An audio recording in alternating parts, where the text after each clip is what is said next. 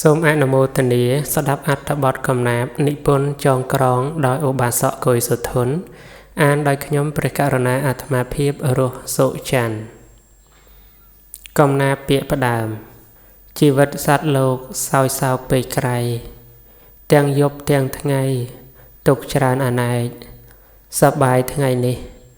គង់ទុកថ្ងៃស្អែកសើចទាំងទឹកភ្នែកពុះជ្រែកអរ៉ាជួនខ្លួនបានសុខតែទុករឿងកូនកិច្ចរឿងបងប្អូនជួបរឿងគ្រួសារជួនរឿងដីស្រែជួនរឿងចំការជួនរឿងសង្សារស្នេហាបែកចិត្តអ្នកខ្លះជួបរឿងក្រខ្សត់អត់ឃ្លានឈឺថ្កាត់ពុំមានប្រកាសញាតមិត្តម៉ែឪក៏ចាស់ជារាដោយពិតរស់ទល់គំនិតគិតចាំថ្ងៃខ្សែអ្នកខ្លះមានទ្រព្យតែជាប់ដោយភ័យជីវិតឥតន័យភ័យរាល់យប់ថ្ងៃអ្នកខ្លះមានទ្រព្យក្តាប់ជាប់ក្នុងដៃលាចាកលោកីចាយអ្វីមិនតាន់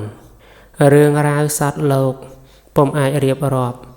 ឲ្យបានគ្រប់សពគ្រប់វ័យចំនួនខ្ញុំសូមចូលរួមរំលែកទុក្ខទន់ដោះភ័យអាសន្នតន់នៅជួបជុំខ្ញុំបានចងក្រងសៀវភៅនេះមួយអ្នកមានទុក្ខព្រួយអានហើយកុំយំក្រែងលោធ្លាប់មាននិស្ស័យនឹងខ្ញុំស្រាកពីទុក្ខធំដោយពាក្យខ្ញុំតែងបើមិនពេញចិត្តនឹងពាក្យណាមួយសូមជួយដកស្រង់ទុក្ខមួយកន្លែងក្រែងលោថ្ងៃមុខមានហេតុជាក់ស្ដែងត្រូវពាក្យនោះឯងសំដែងសារថ្មីកើតមកជាមនុស្សត្រូវគិតវែងឆ្ងាយតែយើងហូបបាយព្រោះដើម្បីអ្វីបើត្រឹមតែរស់គេឈ្មោះអប្រិយតើបានផលអ្វីសម្រាប់ថ្ងៃក្រោយ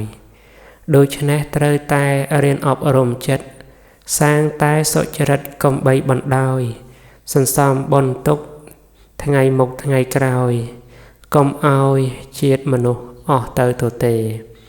សូមឲ្យអ្នកអានសុខសាន្តមានភ័ព្វរួចពីធុញថប់បញ្ញាកើនទ្វេ